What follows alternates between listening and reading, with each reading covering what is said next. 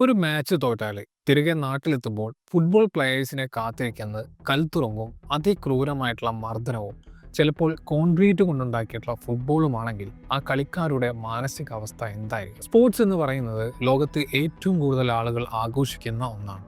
എന്നാൽ 90കളിൽ ഇറാഖിലെ കായിക താരങ്ങൾക്ക് സ്പോർട്സ് എന്ന് പറയുന്നത് വെറുമൊരു മരണ ഭയമായിരുന്നു. ഉദയ് സദ്ദാം ഹുസൈൻ എന്ന ഒരൊറ്റ പേരായിരുന്നു ഇതിനൊക്കെ കാരണം.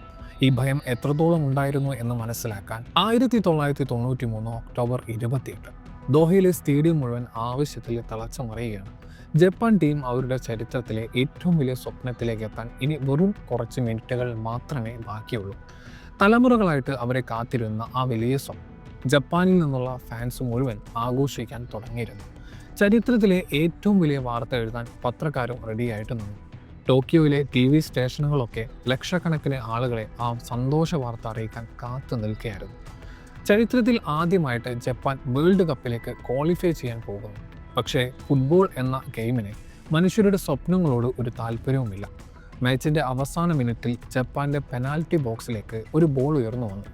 ഇറാഖിന്റെ സ്ട്രൈക്കർ ജാഫർ ഒമ്രാൻ ചാടി ഉയർന്ന് ആ ബോൾ ഹെഡ് ചെയ്ത് ഗോളാക്കി മാറ്റി. സ്കോർ 2-2. അതുവരെ സ്റ്റേഡിയത്തിലുണ്ടായിരുന്ന ആ വലിയ ആഘോഷം വെറും നിമിഷങ്ങൾ കൊണ്ട് ഒരു കൂട്ടക്കരച്ചിലായിട്ട് മാറി. ജപ്പാൻ പ്ലെയേഴ്സ് ഗ്രൗണ്ടിൽ തന്നെ തളർന്നു വീണു. ഫാൻസ് പൊട്ടിക്കരഞ്ഞു. ജപ്പാനിലെ പത്രങ്ങൾ ആ ദിവസത്തെ ദോഹയിലെ ദുരന്തം എന്നാണ് വിളിച്ചത്.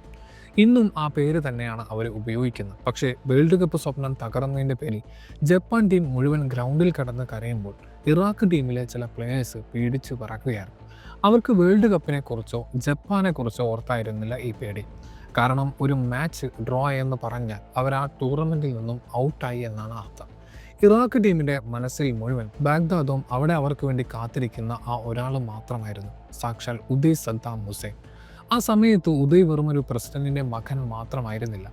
ഇറാഖിലെ സ്പോർട്സ് മുഴുവൻ കൺട്രോൾ ചെയ്തിരുന്ന ഏറ്റവും പവർഫുൾ ആയിട്ടുള്ള ആളായിരുന്നു അദ്ദേഹം. ഒളിമ്പിക് കമ്മിറ്റിയുടെ തലവൻ. അദ്ദേഹത്തിൻ്റെ പേര് കേട്ടാൽ തന്നെ സ്പോർട്സ് താരങ്ങൾ ഭയന്ന് പറക്കും. കാരണം അദ്ദേഹത്തെ സംബന്ധിച്ച് സ്പോർട്സിലെ ഒരു തോൽവി വെറുമൊരു തോൽവിയല്ല, അതൊരു വ്യക്തിപരമായിട്ടുള്ള പ്രശ്നമാണ്. മാച്ച് കഴിഞ്ഞാൽ തങ്ങളെ കാത്തിരിക്കുന്നത് ആ മാച്ചിനേക്കാൾ വലിയ അപകടമാണ് എന്ന് ഓരോ പ്ലെയറിനും കൃത്യമായിട്ട് അറിയാമായിരുന്നു. ഇറാഖ് ടീം ബഗ്ദാദിലേക്ക് മടങ്ങി. ഫ്ലൈറ്റിൽ മുഴുവൻ ഭയാനകമായിട്ടുള്ള സൈലൻസ് ആയിരുന്നു. ആരും ഒന്നും വിടുന്നില്ല, ആരും ചിരിക്കുന്നില്ല. മാച്ചിനെ കുറിച്ച് ഒരു ചർച്ചയും അവിടെ നടന്നില്ല. ജപ്പാന്റെ വേൾഡ് കപ്പ് സ്വപ്നം തകർത്ത ആ ഡ്രോ ഇറാഖിനെ സംബന്ധിച്ച് ഒന്നിനും മതിയാകുമായിരുന്നില്ല. ഇനി നടക്കാൻ പോകുന്ന ശിക്ഷയെക്കുറിച്ച് എല്ലാവർക്കും അറിയാമായിരുന്നു. എയർപോർട്ടിൽ എത്തിയ ടീമിന് ഒരു തരത്തിലുള്ള സ്വീകരണവും ഉണ്ടായിരുന്നില്ല. ഉദയ് സദ്ദാം ഹുസൈനെ കാണാൻ അവരെ ഒരു കൊട്ടാരത്തിലേക്ക് കൊണ്ടുപോയി എന്നാണ് അന്ന് പറയപ്പെട്ടിരുന്നത്. അവിടെ നിന്നും പോയതിനു ശേഷം പിന്നീട് അവരെക്കുറിച്ച് ഒരു വിവരവും പുറത്തു വന്നില്ല. പക്ഷെ കുറേ വർഷങ്ങൾക്ക് ശേഷം ചില കഥകൾ ഓരോന്നായിട്ട് പുറത്തു വരാൻ തുടങ്ങി. പിന്നീട് പുറത്തു വന്ന ചില റിപ്പോർട്ടുകൾ പ്രകാരം കളിക്കാരെ ഒദ്വാനിയ എന്ന ജയിലിലേക്കാണ് കൊണ്ടുപോയത് എന്നാണ് ആരോപണം. അക്കാലത്ത് ഇറാഖിലെ ഏറ്റവും ഭയാനകമായിട്ടുള്ള ജയിലുകളിൽ ഒന്നായിരുന്നു അത്. ചില മുൻ താരങ്ങളുടെ സാക്ഷ്യങ്ങൾ അനുസരിച്ചിട്ട് ചാട്ടവാറടിയും ഇലക്ട്രിക് ഷോക്കുമൊക്കെയായിരുന്നു ഇറാഖ് ടീമിന് അവിടെ കിട്ടിയത്.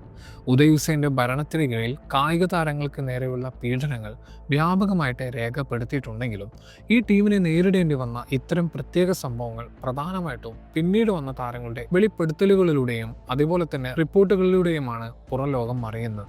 അന്നത്തെ സ്പോർട്സ് സിസ്റ്റത്തിൻ്റെ ഉള്ളിലെ കാര്യങ്ങൾ പുറത്തു പറഞ്ഞവരിൽ ഏറ്റവും പ്രധാനപ്പെട്ട ഒരാളായിരുന്നു മുൻ ഇറാഖ് ക്യാപ്റ്റൻ ഹബീബ് ജാഫർ. വർഷങ്ങളോളം ആ സിസ്റ്റത്തിൽ കിടന്നനുഭവിച്ച ആളാണ് അദ്ദേഹം. ഉദയ് സദ്ദാം ഹുസൈൻ്റെ കാലത്ത് പ്ലെയേഴ്സിന് ഉണ്ടായിരുന്ന പേടിയെക്കുറിച്ച് ഹബീബ് കൃത്യമായിട്ട് പറഞ്ഞിട്ടുണ്ട്. ഉദയ്ക്ക് വേറെ ആരും വലിയ സ്റ്റാർ ആവുന്നത് ഇഷ്ടമായിരുന്നില്ല. ഗ്രൗണ്ടിൽ ഫാൻസ് ഒരു പ്ലെയറിൻ്റെ പേര് പറഞ്ഞ് സപ്പോർട്ട് ചെയ്താൽ ഉദയ്ക്ക് അത് തീരെ പിടിക്കില്ലായിരുന്നു. അതുകൊണ്ട് പ്ലെയേഴ്സ് എതിർ ടീമിനെയല്ല പേടിച്ചത്. ഗ്രൗണ്ടിൽ എന്തെങ്കിലും തെറ്റുപറ്റുമോ, മാച്ച് തോൽക്കുമോ, അത് കാരണം ഉദയുടെ കണ്ണിലെ ശത്രുവാകുമോ എന്നൊക്കെ ഓർത്തായിരുന്നു അവരുടെ പേടി മുഴുവൻ. 90കളിൽ ഇറാഖ് ടീമിലെ ഏറ്റവും മികച്ച കളിക്കാരിൽ ഒരാളായ ഷെറാർ ഹൈദറാണ് പിന്നീട് ഈ വിഷയത്തിൽ കൂടുതൽ കാര്യങ്ങൾ തുറന്നു പറഞ്ഞത്. ഇറാഖിൽ നിന്നും രക്ഷപ്പെട്ടതിന് ശേഷമാണ് ഉദയുടെ കീഴിൽ അനുഭവിച്ച നരകയാതനകളെക്കുറിച്ച് അദ്ദേഹം ലോകത്തോട് സംസാരിച്ചത്. മാച്ച് തോറ്റതിന് ശേഷം പ്ലെയേഴ്സിനെ അറസ്റ്റ് ചെയ്തതും ക്രൂരമായിട്ട് മർദ്ദിച്ചതും അപമാനിച്ചതുമെല്ലാം അദ്ദേഹം തുറന്നു പറഞ്ഞു. അവിടെ സ്പോർട്സ് എന്നത് വെറുമൊരു കളി മാത്രമല്ല, ജയിലിലേക്കുള്ള വഴി കൂടിയായിരുന്നു. ഷെനാർ ഹൈദറും മാത്രമല്ല, നാഷണൽ ടീം കോച്ചായിരുന്ന അദ്നാൻ ദർജാലും ഇതേ അവസ്ഥയിലൂടെ കടന്നു പോയിട്ടുണ്ട്. രാത്രി 2:30 വീട്ടിൽ നിന്ന് പിടിച്ച് ഒളിമ്പിക് കമ്മിറ്റിയിൽ കൊണ്ടുപോയിട്ട് ചോദ്യം ചെയ്തതിനു ശേഷം അദ്നാനെയും റദ്ദാനിയ ജയിലിൽ കൊണ്ടുപോയി അടച്ചു. പിന്നീട് പുറത്തു വന്ന റിപ്പോർട്ടുകൾ ഇതിലും ഞെട്ടിക്കുന്നതായിരുന്നു. അതിൽ ഏറ്റവും ഫേമസ് ആയിട്ടുള്ള ഒന്നാണ് കോൺക്രീറ്റ് ഫുട്ബോൾ. മാച്ച് തോൽക്കുന്ന പ്ലെയേഴ്സിനെ ശിക്ഷിക്കാൻ വേണ്ടി ശരിക്കും കോൺക്രീറ്റ് കൊണ്ടുണ്ടാക്കിയിട്ടുള്ള ഫുട്ബോൾ വെച്ച് പ്രാക്ടീസ് ചെയ്യാൻ അവരെ നിർബന്ധിച്ചു എന്നാണ് ആ കഥ. ഇത് കിക്ക് ചെയ്ത പല പ്ലെയേഴ്സിൻ്റെയും കാലുകൾ ഒടിയുകയും അവരുടെ കരിയർ തന്നെ അവസാനിക്കുകയും ചെയ്തിട്ടുണ്ട് എന്ന് രാജ്യം വിട്ടുപോയ ചില മുൻ കായിക താരങ്ങൾ വെളിപ്പെടുത്തിയിട്ടുണ്ട്. ഉദയ് ഹുസൈൻ്റെ പേരിനോടൊപ്പം ഏറ്റവും കൂടുതൽ പറഞ്ഞു കേട്ട ഒരു കഥയാണിത്. ഇതിലെ പല കാര്യങ്ങളും ഇന്നും തർക്ക വിഷയമാണെങ്കിലും ഉദയുടെ കാലത്ത് പറയപ്പെടുന്ന ഇത്തരം ക്രൂരതകളുടെ ഒരു വലിയ പ്രതീകമായിട്ടാണ് ലോകം ഈ കോൺക്രീറ്റ് ഫുട്ബോളിനെ കാണുന്നത്. ഇതൊന്നും ഫുട്ബോളിൽ മാത്രം നടക്കുന്ന കാര്യങ്ങളായിരുന്നില്ല. ബാഗ്ദാദിലെ ഒളിമ്പിക് കമ്മിറ്റി ഓഫീസ് എന്നത് വെറും മെഡലുകളും ട്രോഫികളും വെക്കുന്ന ഒരു സ്ഥലമായിരുന്നില്ല. ആരും അറിയാത്ത വലിയൊരു രഹസ്യം ആ വാതിലുകൾക്ക് പിന്നിലുണ്ടായിരുന്നു. ഇറാഖിലെ വെയ്റ്റ് ലിഫ്റ്റിംഗ് താരമായിട്ടുള്ള റായിദ് അഹമ്മദ് ആ ദിവസങ്ങളെക്കുറിച്ച് പിന്നീട് പറഞ്ഞിട്ടുണ്ട്. ഏതെങ്കിലും ഒരു ഇന്റർനാഷണൽ ടൂർണമെന്റ് വരുമ്പോൾ അവിടെയുള്ള പ്ലെയേഴ്സ് എത്ര വെയിറ്റ് എടുക്കണം എന്നോ എതിരാളികൾ ആരൊക്കെയാണെന്നോ അല്ല ചിന്തിക്കുന്നത്. തോറ്റാൽ എന്ത് സംഭവിക്കും എന്നോർത്തായിരുന്നു അവരുടെ പേടി. ഉദയ് ഓരോ പ്ലെയറിനെയും നേരിട്ട് നിരീക്ഷിക്കുന്നുണ്ടായിരുന്നു. ഒരാളുടെ കരിയർ ഇല്ലാതാക്കാൻ ഉദയുടെ ഒരൊറ്റ വാക്ക് മാത്രം മതി. റിസൾട്ട് മോശമായാൽ ആ പ്ലെയർ പെട്ടെന്ന് തന്നെ കാണാതാകും. വീട്ടിലേക്കല്ല അവർ പോകുന്നത്, ഒളിമ്പിക് കമ്മിറ്റി ഓഫീസിനുള്ളിലെ തടവറകളിലേക്കാണ്. തോൽവി എന്നത് അവിടെ വലിയൊരു ക്രൈമായിട്ടാണ് കണക്കാക്കിയിരുന്നത്. കാലങ്ങൾ കഴിഞ്ഞപ്പോൾ ഇറാഖിലെ പല മികച്ച കായിക താരങ്ങളും ഒന്നെങ്കിൽ റിട്ടയർ ചെയ്തു, അല്ലെങ്കിൽ പരിക്ക് പറ്റി എന്ന് കള്ളം പറഞ്ഞ് മാറി നിന്നു. ചിലർ രാജ്യം വിട്ട് ഓടാൻ വരെ പ്ലാൻ ചെയ്തു. 1996 അറ്റ്ലാന്റ് ഒളിമ്പിക്സിന്റെ ഉദ്ഘാടന ചടങ്ങിലെ ഇറാഖിന്റെ പതാക പിടിച്ചത് റായിദ് അഹമ്മദ് ആയിരുന്നു. ലോകത്തിന് മുന്നിൽ സ്വന്തം രാജ്യത്തെ പ്രതിനിധീകരിക്കുന്ന ഒരു വലിയ കായിക താരമായിട്ട് അദ്ദേഹം നിന്നെങ്കിലും മനസ്സിൽ അദ്ദേഹത്തിന് ഒരൊറ്റ ലക്ഷ്യം മാത്രമേ ഉണ്ടായിരുന്നുള്ളൂ: എങ്ങനെയെങ്കിലും അവിടെ നിന്ന് രക്ഷപ്പെടുക. കാരണം ബഗ്ദാദിലെ സ്പോർട്സ് എന്ന് പറയുന്നത് സ്വന്തം രാജ്യത്തോടുള്ള കൂറ് തെളിയിക്കാനുള്ള ഒരു ടെസ്റ്റ് ആയിരുന്നു. തോറ്റാൽ കിട്ടുന്നത് ജയിലും ക്രൂരമായിട്ടുള്ള ടോർച്ചറിങ്ങും. ഇതൊരു ഫുട്ബോൾ ടീമിന്റെ മാത്രം പ്രശ്നമല്ല, മൊത്തം സ്പോർട്സ് സിസ്റ്റത്തിന്റെയും പ്രശ്നമാണെന്ന് പിന്നീട് മനസ്സിലായി. ഇറാഖിന്റെ ബോക്സിംഗ് താരമായിട്ടുള്ള ഇസാം താമറാണ് പിന്നീട് ഈ ഭീകരതയെക്കുറിച്ച് സംസാരിച്ചത്. ഒരു പ്ലെയറിന്റെ ട്രെയിനിങ് പ്രോഗ്രാമിന്റെ ഭാഗം തന്നെയായിരുന്നു ഈ പേടി എന്ന് പറയുന്നത്. റിങ്ങിലെ എതിരാളിയെ ആയിരുന്നില്ല അവർക്ക് പേടി, തോറ്റിട്ട് തിരികെ ബഗ്ദാദിലേക്ക് പോകുന്നതിനെ ആയിരുന്നു. നിങ്ങൾ എത്ര വലിയ സ്റ്റാർ ആണെങ്കിലും ഇതൊന്നും മാറാൻ പോകുന്നില്ല. ഫേമസ് ആകും തോറും പ്ലെയേഴ്സ് കൂടുതൽ അപകടത്തിലാവുകയാണ് ചെയ്തത്. കാരണം ഒരു ഫേമസ് പ്ലെയർ തോൽക്കുന്നത് ഉദയ്ക്ക് വലിയ പ്രശ്നമായിരുന്നു. പ്ലെയേഴ്സിനിടയിൽ രഹസ്യമായിട്ട് സംസാരിക്കുന്ന പല കാര്യങ്ങളും ഇസാം താമർ ലോകത്തോട് പറഞ്ഞു. തോറ്റതിന്റെ പേരിൽ ദിവസങ്ങളോളം ജയിലിൽ കിടന്നവർ, ഉള്ളംകാലിൽ ചാട്ടവാറടി കിട്ടിയവർ, പൊരിവെയിലിൽ മണിക്കൂറുകളോളം ഓടേണ്ടി വന്നവർ, ഇലക്ട്രിക് കേബിൾ കൊണ്ട് അടി കിട്ടിയവർ, ചെറിയ ഇരുട്ടുമുറികളിൽ അടക്കപ്പെട്ടവർ തുടങ്ങി പല കഥകളും പുറത്തു വന്നു. ഒരു ചാമ്പ്യൻ എപ്പോഴാണ് ഒരു ക്രിമിനൽ ആകുന്നതെന്ന് ആർക്കും അറിയില്ലായിരുന്നു. ഒരു മെഡൽ കിട്ടിയാൽ അത് വെറും ഒരു വിജയമല്ല, കുറച്ച് ദിവസത്തേക്ക് ശിക്ഷയിൽ നിന്നുള്ള ഒരു താൽക്കാലിക രക്ഷ മാത്രമായിരുന്നു. ഈ കഥകളൊക്കെ മെല്ലെ ഇറാഖിന് പുറത്തേക്കും എത്തി. വിദേശ പത്രങ്ങൾ ഇതിനെക്കുറിച്ച് എഴുതാൻ തുടങ്ങി. ഇന്റർനാഷണൽ സ്പോർട്സ് ഓർഗനൈസേഷനുകൾ ചോദ്യങ്ങൾ ചോദിക്കാൻ തുടങ്ങി. ഉദയ് സദ്ദാം ഹുസൈൻ എന്ന പേര് ലോക മാധ്യമങ്ങളിൽ ടോർച്ചറിങ്ങിൻ്റെയും ക്രൂരതയുടെയും പര്യായമായിട്ട് മാറി. പക്ഷേ പ്രശ്നം എന്താണെന്ന് വെച്ചാൽ ഇതിനെക്കുറിച്ച് സംസാരിച്ചവരൊക്കെ ഇറാഖിന് പുറത്തുള്ളവരായിരുന്നു എന്നുള്ളതാണ്. രാജ്യത്തിനുള്ളിൽ എല്ലാവരും പേടിച്ച് സൈലൻ്റായിട്ട് ഇരുന്നു. 2000-കളിൽ ഈ വിഷയം ഫിഫയുടെ മുന്നിലെത്തി. ഷെറാർ ഹൈദറും മറ്റു ചിലരും ചേർന്ന് ഒരു ഇൻവെസ്റ്റിഗേഷൻ വേണമെന്ന് ആവശ്യപ്പെട്ടു. ഫിഫ അന്വേഷണം തുടങ്ങുകയും ചെയ്തു. കാര്യങ്ങളൊക്കെ പുറത്തു വരും എന്ന് കരുതിയെങ്കിലും അവിടെ വളരെ വിചിത്രമായിട്ടുള്ള ഒരു കാര്യം സംഭവിച്ചു. ഫിഫയുടെ ആളുകൾ സാക്ഷികളെ കാണാൻ ചെല്ലുമ്പോഴേക്കും അവരെ കാണാതാവുകയോ അല്ലെങ്കിൽ അവരൊന്നും മിണ്ടാതിരിക്കുകയോ ചെയ്തു. അവർക്കൊന്നും അറിയാത്തത് കൊണ്ടല്ല, മിക്ക ആളുകളും അപ്പോഴും ഇറാഖിൽ തന്നെയാണ് ജീവിച്ചിരുന്നത്. അവിടെ സംസാരിക്കുന്നതിനേക്കാൾ വലുതായിരുന്നു അവരുടെ പേടി. അങ്ങനെ ആ ഇൻവെസ്റ്റിഗേഷൻ എങ്ങും എത്താതെ നിന്നു. ആ സൈലൻസ് തന്നെയായിരുന്നു അവിടെ എത്രത്തോളം പേടി ഉണ്ടായിരുന്നു എന്നതിൻ്റെ ഏറ്റവും വലിയ തെളിവ്. പിന്നീട് 2003 ഇറാഖിലെ ഭരണകൂടം താഴെ വീണു. അതുവരെ അടഞ്ഞുകിടന്ന വാതിലുകൾ തുറക്കപ്പെട്ടു. പത്രക്കാര് ഒളിമ്പിക് കമ്മിറ്റിയുടെ ഓഫീസിലേക്ക് കയറി. അവരവിടെ കണ്ട കാഴ്ചകൾ ഞെട്ടിക്കുന്നതായിരുന്നു. ഓഫീസുകളും ജിമ്മും ഒന്നുമല്ല അവരുടെ ശ്രദ്ധ പിടിച്ചു പറ്റിയത്. അവിടെ ഉണ്ടായിരുന്ന 20 മീറ്റർ ഉയരമുള്ള ഒരു വലിയ ടവറായിരുന്നു. ഭരണകൂടം താഴെ വീണതിനു ശേഷം പല കായിക താരങ്ങളും പറഞ്ഞത് ഉദയ് സദ്ദാം ഹുസൈൻ്റെ ശിക്ഷാവിധികളിൽ ഏറ്റവും പ്രധാനപ്പെട്ട ഒന്നായിരുന്നു ഈ ടവർ എന്നാണ്. കളിക്കാരെ ഭയപ്പെടുത്താൻ വേണ്ടി അവരെ കൊണ്ട് ഈ ടവറിന് മുകളിൽ കയറ്റുകയും അവിടെ നിന്നും താഴെയുള്ള സ്പെഷ്യൽ പൂളുകളിലേക്ക് ചാടാൻ നിർബന്ധിക്കുകയും ചെയ്തിരുന്നു. ചില സമയത്ത് പ്ലെയേഴ്സിനെ അപമാനിക്കാൻ വേണ്ടി അവരെ ടവറിന് മുകളിൽ തന്നെ നിസ്സഹായരായിട്ടുള്ള അവസ്ഥയിൽ നിർത്തുമായിരുന്നു. താഴെ നിൽക്കുന്ന ബാക്കി ടീം അംഗങ്ങൾക്ക് ഇതൊരു വലിയ വാണിംഗ് ആയിരുന്നു. ഗ്രൗണ്ടിൽ ഫാൻസ് മുഴുവൻ പേര് വിളിച്ച് ആഘോഷിച്ചിരുന്ന പ്ലെയേഴ്സിനെയാണ് ബാക്കിയുള്ളവരെ പേടിപ്പിക്കാൻ വേണ്ടി ഇങ്ങനെ നിർത്തിയിരുന്നത്. ആ ടവറിന് മുകളിൽ ശരിക്കും എന്തൊക്കെയാണ് നടന്നത് എന്നതിനെക്കുറിച്ച് പല കഥകളും ഉണ്ടെങ്കിലും ആ കാലഘട്ടത്തിലെ ഇറാഖ് സ്പോർട്സിൻ്റെ ഏറ്റവും വലിയൊരു പ്രതീകമായിട്ട് ആ ടവർ മാറി. ലോകം മുഴുവൻ അവരുടെ പ്ലെയേഴ്സിന് വേണ്ടി പുതിയ സ്റ്റേഡിയങ്ങൾ പണിയുമ്പോൾ ഇറാഖിൽ പ്ലെയേഴ്സ് എതിർ ടീമിനേക്കാൾ കൂടുതൽ പേടിച്ചിരുന്നത് ഈ ടവറിനെ ആയിരുന്നു. ലോകത്തിൻ്റെ മറ്റു ഭാഗങ്ങളിൽ റഫറി വിസിൽ ഊതുമ്പോൾ മാച്ച് അവസാനിക്കും. പ്ലെയർ വീട്ടിൽ പോയി അടുത്ത മാച്ചിനുള്ള പ്ലാനിങ് തുടങ്ങും. പക്ഷേ ഇറാഖിൽ വർഷങ്ങളോളം ഒരു പ്ലെയർ ഗ്രൗണ്ടിലേക്ക് ഇറങ്ങിയത് തോൽക്കുമോ എന്ന വലിയ പേടിയോടെയാണ്. കാരണം തോറ്റാൽ ബഗ്ദാദിൽ അവർക്ക് വേണ്ടി ഒരു ടവറും ജയിലും കാത്തിരിപ്പുണ്ടായിരുന്നു. ഭയപ്പെടുത്തി കായിക താരങ്ങളെ കൺട്രോൾ ചെയ്യുന്ന ഈ പരിപാടി ഉദയ് ഹുസൈൻ തുടങ്ങിയത് മാത്രമാണ് എന്ന് പലരും കരുതിയിട്ടുണ്ടാവും.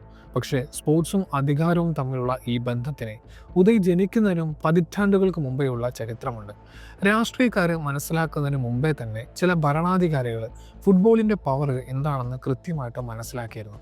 അതിൽ ഒരാളായിരുന്നു ബെനിറ്റോ മുസോളിനി. 1934 ഇറ്റലി ലോകകപ്പിന് ആതിഥേയത്വം വഹിച്ചു. ആ സമയത്ത് മുസോളിനി രാജ്യത്തെ മുഴുവൻ തന്നെ കൺട്രോളാക്കിയിരുന്നു. തൻ്റെ ഫാസിസ്റ്റ് ഭരണകൂടത്തിൻ്റെ പവർ ലോകത്തെ മുഴുവൻ കാണിക്കാൻ അദ്ദേഹം ഒരു വഴി അന്വേഷിക്കുകയായിരുന്നു. ഫുട്ബോളിൽ അദ്ദേഹം അത് കണ്ടെത്തി. അദ്ദേഹത്തെ സംബന്ധിച്ചിട്ട് ഇതൊരു സ്പോർട്സ് ടൂർണമെൻ്റ് ആയിരുന്നില്ല, മറിച്ച് വളരെ വലിയൊരു പ്രൊപ്പഗാൻഡ ആയിരുന്നു. ലക്ഷക്കണക്കിന് ആളുകൾ കാണുന്നു. ലോകത്തെ എല്ലാ പത്രങ്ങളും ഇതിനെക്കുറിച്ച് ദിവസവും എഴുതുന്നു. എല്ലായിടത്തും രാജ്യങ്ങളുടെ കൊടി പാറിപ്പറക്കുന്നു. അപ്പോൾ പിന്നെ ഈ ടൂർണമെൻറ്റിനെ എന്തുകൊണ്ട് ഒരു പൊളിറ്റിക്കൽ പ്ലാറ്റ്ഫോം ആക്കി മാറ്റിക്കൂടാ എന്ന് അദ്ദേഹം ചിന്തിച്ചു. അങ്ങനെ ഇറ്റലി മുഴുവൻ മുസോളിനിയുടെ പവർ കാണിക്കാനുള്ള ഒരു വലിയ സ്റ്റേജായിട്ട് മാറി. ഗവൺമെൻറ് മുന്നോട്ട് പോകുന്നതോറും യൂറോപ്പിലെ പത്രങ്ങളിൽ പല വാർത്തകളും വരാൻ തുടങ്ങി. റഫറിമാരെ ഭീഷണിപ്പെടുത്തുന്നുണ്ടെന്നും ബാക്ക് സ്റ്റേജിൽ പല പൊളിറ്റിക്കൽ ഇടപെടലുകളും നടക്കുന്നുണ്ട് എന്നും റൂമറുകൾ പരന്നു. ഫൈനൽ മാച്ച് നിയന്ത്രിച്ച സ്വീഡിഷ് റഫറി ഇവാൻ ഇക്ലിൻഡ് മാച്ചിന് മുമ്പ് മുസോളിനിയെ പോയിട്ട് കണ്ടത് വലിയ ചർച്ചയായി. ഇറ്റലിയും സ്പെയിനും തമ്മിൽ നടന്ന മാച്ചിൽ റഫറിയുടെ തീരുമാനങ്ങൾ വലിയ വിവാദമായിട്ട് മാറി. ഇറ്റാലിയൻ പ്ലെയേഴ്സ് വളരെ അഗ്രസീവായിട്ട് കളിച്ചിട്ടും റഫറി അവർക്കെതിരെ ഒരു ആക്ഷനും എടുത്തില്ല എന്ന് വിദേശ പത്രങ്ങൾ റിപ്പോർട്ട് ചെയ്തു. പല സ്പാനിഷ് പ്ലെയേഴ്സിനും പരിക്കേറ്റ് ഗ്രൗണ്ട് വിടേണ്ടി വന്നു. റഫറി ഇറ്റലിയെ വല്ലാതെ സപ്പോർട്ട് ചെയ്യുന്നതായിട്ട് പലർക്കും തോന്നി. ബാക്ക് സ്റ്റേജിൽ നിന്നും ഇറ്റലി ജയിച്ചേ തീരൂ എന്ന് മുസോളിനിക്ക് ആ കപ്പ് വേണമെന്നുമുള്ള ചില രഹസ്യ സന്ദേശങ്ങൾ പാസ് ചെയ്തിരുന്നു എന്ന് അന്ന് റൂമറുകൾ ഉണ്ടായിരുന്നു. എങ്കിലും ഇതൊന്നും കൃത്യമായിട്ട് തെളിയിക്കാൻ കഴിഞ്ഞിട്ടില്ല. അവസാനം ഇറ്റലി തന്നെ വേൾഡ് കപ്പ് അടിച്ചു. ഭരണകൂടത്തെ സപ്പോർട്ട് ചെയ്യുന്ന പത്രങ്ങളെല്ലാം വലിയ ആഘോഷമാക്കി അതിനെ മാറ്റി. മുസോളിനിക്ക് താൻ ആഗ്രഹിച്ചത് കൃത്യമായിട്ട് കിട്ടി. ഒരു വേൾഡ് കപ്പും ഒപ്പം വിജയമായിട്ടുള്ള ഒരു ലീഡർ എന്ന ഇമേജും. ഫുട്ബോൾ ഒരു രാഷ്ട്രീയ ആയുധമായിട്ട് ഉപയോഗിക്കപ്പെട്ട ചരിത്രത്തിലെ ആദ്യത്തെ പ്രധാന ഉദാഹരണങ്ങളിൽ ഒന്നായിട്ട് ഇത് മാറി. വർഷങ്ങൾ കടന്നുപോയി, ഫാസിസം വീണു, രണ്ടാം ലോക മഹായുദ്ധം അവസാനിച്ചു. പക്ഷേ ഈ ചരിത്രം ആരും മറന്നിരുന്നില്ല. ലോകത്തിന്റെ മറ്റൊരു ഭാഗത്ത് മറ്റൊരു ഭരണാധികാരി വേൾഡ് കപ്പിനെ ഇതേപോലെ ഉപയോഗിക്കാൻ പ്ലാൻ ചെയ്യുന്നുണ്ടായിരുന്നു. 1978 അർജന്റീനയിലായിരുന്നു അത്. ഹോർഹെ റാഫേൽ വിഡേലയുടെ നേതൃത്വത്തിലുള്ള ഒരു മിലിറ്ററി ഭരണമായിരുന്നു അന്ന് അർജന്റീനയിൽ. രാജ്യം അതിൻ്റെ ചരിത്രത്തിലെ ഏറ്റവും ഇരുണ്ട കാലഘട്ടത്തിലൂടെയാണ് കടന്നുപോയിരുന്നത്. എങ്ങും അറസ്റ്റുകൾ, ആളുകളെ കാണാൻ പാവുന്നു, ഭരണകൂടത്തെ എതിർക്കുന്നവരെ യാതൊരു വിവരവും ഇല്ലാതെ ഇല്ലാതാക്കുന്നു. ഇതിനിടയിലാണ് അർജന്റീന വേൾഡ് കപ്പിന് വേണ്ടിയിട്ട് ആതിഥേയത്വം വഹിക്കുന്നത്.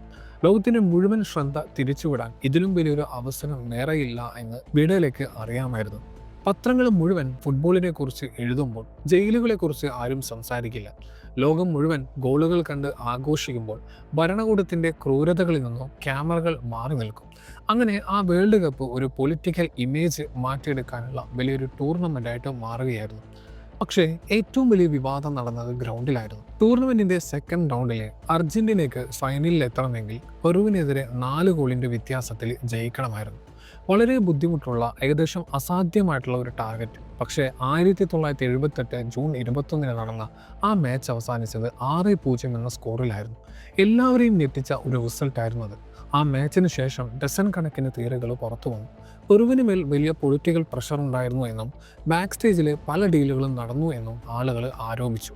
മാച്ചിന് മുൻപ് അർജന്റീനയുടെ പ്രസിഡന്റ് ഹോർഹെ റാഫേൽ വിഡേല മുൻ അമേരിക്കൻ വിദേശകാര്യ സെക്രട്ടറി ഹെൻറി കിസഞ്ചറിനൊപ്പം പെറുവിൻ്റെ ലോക്കൽ റൂമിൽ പോയിട്ട് അവരെ കണ്ടു എന്ന റിപ്പോർട്ട് ഉണ്ടായിരുന്നു. ഈ മാച്ചിനെ കുറിച്ച് സംസാരിക്കുമ്പോഴൊക്കെ ഈ സന്ദർശനവും ചർച്ചയാവാറുണ്ട്.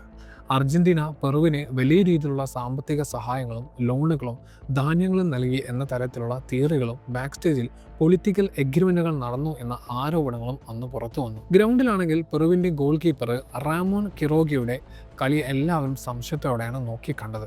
അതിനൊരു കാരണവും ഉണ്ടായിരുന്നു. പെറുവിന് വേണ്ടി കളിക്കാൻ വരുന്നതിന് മുൻപ് അദ്ദേഹം ജനിച്ചത് അർജന്റീനയിലായിരുന്നു. ഒന്നിനു പുറകെ ഒന്നായിട്ട് ഗോളുകൾ വീഴുമ്പോൾ സംശയങ്ങൾ കൂടിക്കൂടി വന്നു. പെറുവിന് അതൊരു മോശം ദിവസമായിരുന്നോ അതോ ബാക്ക് സ്റ്റേജിൽ എന്തെങ്കിലും നടന്നോ? ഈ ചോദ്യം പതിറ്റാണ്ടുകളോളം അങ്ങനെ തന്നെ നിന്നു. പിന്നീട് വന്ന ഇൻവെസ്റ്റിഗേഷനുകൾക്കും റിപ്പോർട്ടുകൾക്കും ഒന്നും ഇതിനൊരു കൃത്യമായിട്ടുള്ള തെളിവ് കൊണ്ടുവരാൻ പറ്റിയില്ല. ഇതൊക്കെ വെറും ആരോപണങ്ങളായിട്ട് തന്നെ ഇന്നും അവശേഷിക്കുന്നു. അതുകൊണ്ട് തന്നെ 1978 Argentina Peru match world cup ചരിത്രത്തിലെ ഏറ്റവും വലിയ വിവാദ മാച്ചുകളിൽ ഒന്നായിട്ട് ഇന്നും നിൽക്കുന്നു. അവസാനം അർജന്റീന കപ്പടിച്ചു, പ്ലേയേഴ്സ് കപ്പ് ഉയർത്തി, ഫാൻസ് റോഡിലിറങ്ങി ആഘോഷിച്ചു. ഹോർഹെ റാഫേൽ വിഡാല ലോക മാധ്യമങ്ങളുടെ ക്യാമറകൾക്ക് മുന്നിൽ വളരെ സന്തോഷത്തോടെ ചിരിച്ചു നിന്നു. താനും തന്നെ പോലെയുള്ള മറ്റു പല ഭരണാധികാരികളും ആഗ്രഹിച്ച അതേ സീൻ. ഈ സംഭവങ്ങളെല്ലാം കാണിക്കുന്നത് ഒരൊറ്റ കാര്യമാണ്: മുസോളിനിക്ക് ഫുട്ബോൾ ആയിരുന്നില്ല വേണ്ടിയിരുന്നത്, തൻ്റെ പൊളിറ്റിക്കൽ പവർ കാണിക്കണമായിരുന്നു. വിഡേലയ്ക്ക് ഗോളുകളായിരുന്നില്ല വേണ്ടിയിരുന്നത്, തൻ്റെ ഭരണകൂടത്തിൻ്റെ ഇമേജ് മാറ്റണമായിരുന്നു. ഉദയ് സദ്ദാം ഹുസൈന് സ്പോർട്സ് ആയിരുന്നില്ല വേണ്ടിയിരുന്നത്, പവറും മറ്റുള്ളവരുടെ പേടിയുമായിരുന്നു. പേരുകൾ മാറാം, ഭാഷകൾ മാറാം, പക്ഷേ ഐഡിയ എപ്പോഴും ഒന്ന് തന്നെയാണ്. സ്പോർട്സ് എന്നത് അധികാരത്തിൻ്റെ ഒരു ടൂളായിട്ട് മാറുമ്പോൾ അവിടെ എല്ലാം മാറും. കളിയുടെ സന്തോഷം മാറി പ്ലേയേഴ്സിൻ്റെ മനസ്സിൽ അതൊരു വലിയ പേടിയായിട്ട് മാറും. 1934 റോമിലായാലും 1978 ബ്യൂണസ് ഐറിസിലായാലും 90കളിൽ ബാഗ്ദാദിലായാലും ഈ കഥ ഫുട്ബോളിനേക്കാൾ വലുതായിരുന്നു. ചരിത്രം മറ്റൊരു കാര്യം കൂടി നമ്മളെ ഓർമ്മിപ്പിക്കുന്നത്: കപ്പുകൾ തുരുമ്പെടുക്കും, ഭരണകൂടങ്ങൾ താഴെ വീഴും, ഭരണാധികാരികൾ മരിച്ചു പോകും, പക്ഷേ ഈ കഥകൾ എപ്പോഴും ബാക്കിയുണ്ടാകും. നമ്മൾ ഇന്നും മുസോളിനിയെയും വിഡേലയെയും ഉദയം കുറിച്ച് സംസാരിക്കുന്നത് അവരെത്ര മാച്ച് ജയിച്ചു എന്ന് നോക്കിയല്ല, ആ വിജയങ്ങൾക്ക് വേണ്ടി ബാക്കിയുള്ളവർ എത്രത്തോളം വലിയ വില കൊടുക്കേണ്ടി വന്നു എന്ന് നോക്കിയാണ്. ലോകകപ്പിൻ്റെ ചരിത്രത്തിൽ ആരും അറിയാത്ത ഇതുപോലുള്ള ഒരുപാട് കഥകൾ ഇനിയുമുണ്ട്. മനുഷ്യ ചരിത്രത്തിലെ ഏറ്റവും വലിയ സ്പോർട്സ് ഇവന്റിനെ കുറിച്ച് കൂടുതൽ മനസ്സിലാക്കാൻ ഈ കഥകൾ നമ്മളെ സഹായിക്കും എന്നുള്ളതാണ്. മറ്റൊരു വീഡിയോയുമായിട്ട് നമുക്ക് പിന്നീട് കാണാം. Thank you.